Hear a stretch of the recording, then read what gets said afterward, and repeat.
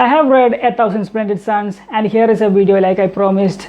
I have already made a video on The Kite Runner. It's a very short video. Go and watch it out. I will leave the link in the comments and description. This is a non-spoiler review of 1000 Splendid Suns.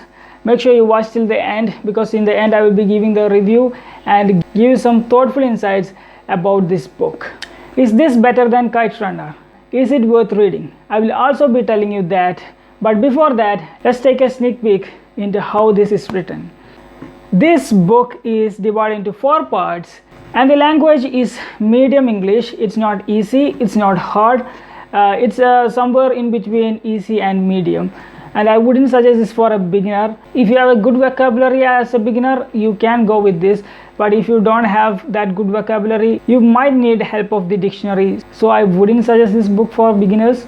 The story begins with Mariam. She is an illegitimate daughter of Jalil, who is a businessman, and her mother is Nana. It's entirely about Mariam in the beginning. Later, another female character enters the story, and that is Layla. And who is the protagonist? I'm still confused. Is it Mariam or Layla?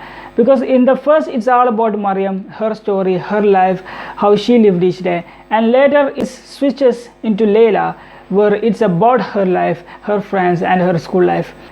Then it's about both Mariam and Layla. So there are 2 protagonists in this story, and that is Mariam and Layla. This story is taken forward by 2 female protagonists. And if you have already read the Kite Runner, you know that Khalid Hosseini writes about Afghanistan and their political issues. And this book too talks about the political issues in Afghanistan, and in much more deeper level. In the Kite Runner, it was about Amir and his father escaping to America. In this book, you can see kind of the same story, but it has its own differences. To give a quick recap about these Afghan political issues, Afghanistan was first ruled by the Soviets or Russians. Later they were taken by the Taliban. The rule under Taliban is so devastating. It was hell for both men and women, especially women. And what's strange is that these guys call themselves as Muslims. This is not Islam, guys. This is not what Prophet Muhammad taught us. Prophet Muhammad said killing and hurting people, it's bad, it's wrong. And these people kill people and say that's for Allah's will. I see no point, it's wrong whatsoever. There is no killing in this religion. These guys are not even Islam. Taliban is not Muslims.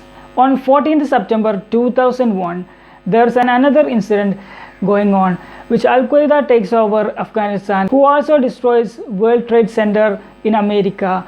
Later, the Americans come to war with Afghanistan. After that, Afghanistan gets a little more freedom. Their life becomes more or less like their previous life. 14th September 2001, it is a very famous date, and Americans cannot forget that date. It's also denoted by the numbers 9 by 11.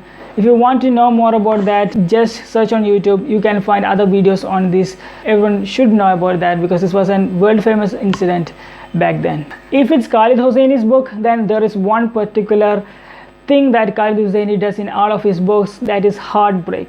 He will break your heart for sure. There will be some incident that will make you sad and don't want to let the book to go. You want to read to the end. And obviously in this book too, he manages the same. He breaks your heart. And those who have read Kite Runner would already know what he does to his readers. He definitely does that in this book too. Now we should definitely appreciate Khalid Hosseini's skill as a writer. He wrote this in 2 female perspectives. It's a very difficult task as a man. I don't know how he captured all that emotional stuff from women, and it's a very hard task for men. No doubt about that. Having written in 2 female perspectives, not 1 but 2, Khalid Hosseini deserves a hats off for that. The very last line of this book, it gives me goosebumps, and it still gives me goosebumps when I think about that. The concluding line, my God, that was incredible. One thing that kept me baffled is this book's title, 1000 Splendid Suns. I don't understand what it means.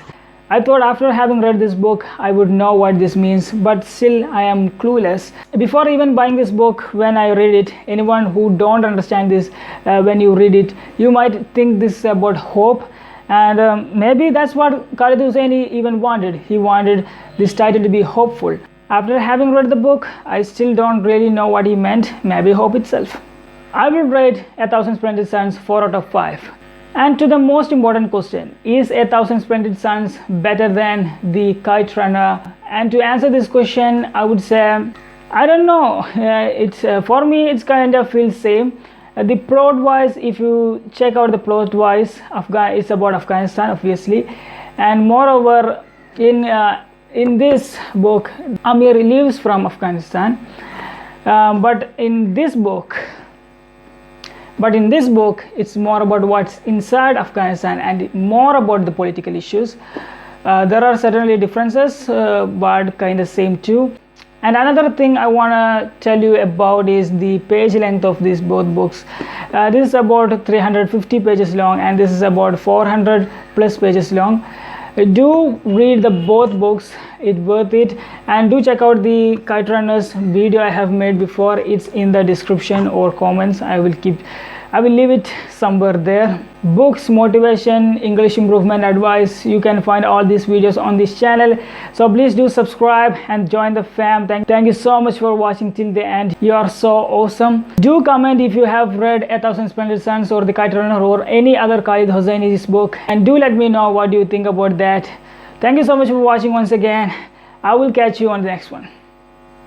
And the Mountain Accord is coming next, so do subscribe and don't miss this review.